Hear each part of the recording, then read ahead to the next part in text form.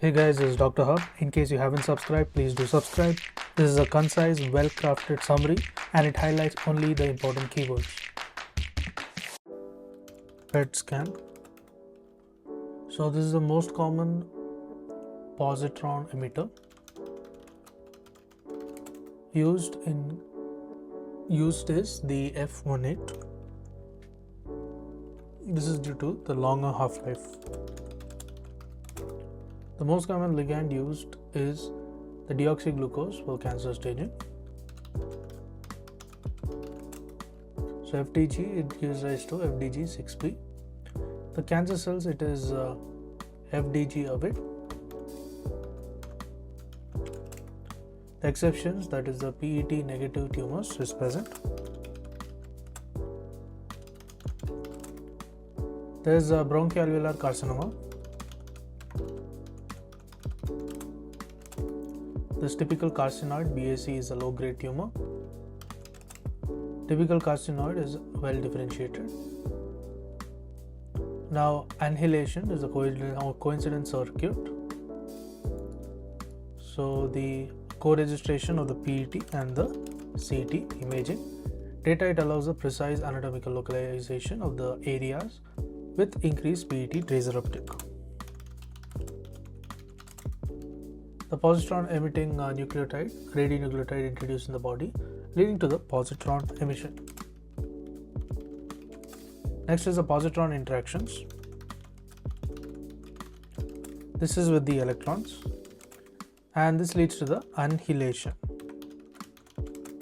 Then comes the energy transmission. So this is the release of two photons. The two photons are released, moving in opposite directions at an angle of 180 degrees. Energy is released will be the 511 keV and the dual photon peak is detected. There is a coincidence involved with the simultaneous hitting of the detector by the two spores. The detection picks up the gamma photons. Now, indications of the PET scan, it includes in case of cancer staging you use, as well as a response to treatment and recurrence. Now, PET and CT scan, that is known as a hybrid imaging. The co-registration of the PET and CT scan, KT imaging allows for the precise anatomical location of areas with increased PET tracer. So increased PET tracer uptake. Next is the specific PET scans also. Now let's look at some PET scans and their purpose. So first is the C11 methionine PET. So this is used for the brain. So C11 methionine PET is for the brain, and the choline. Choline is for the prostate. The PSMA is again for the prostate. The DOTA NOC. The DOTA NOC PET is for the neuroendocrine. So neuroendocrine tumors. This includes the glucagonoma, as well as the stomatinoma and the pheochromocytoma. Then also it's negative for the insuloma.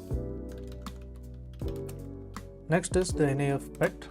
The NAF PET is mainly for the bone metastasis, and then comes the DOPA PET. The DOPA PET is for the pheochromocytoma. To learn and grow daily like this, please do subscribe.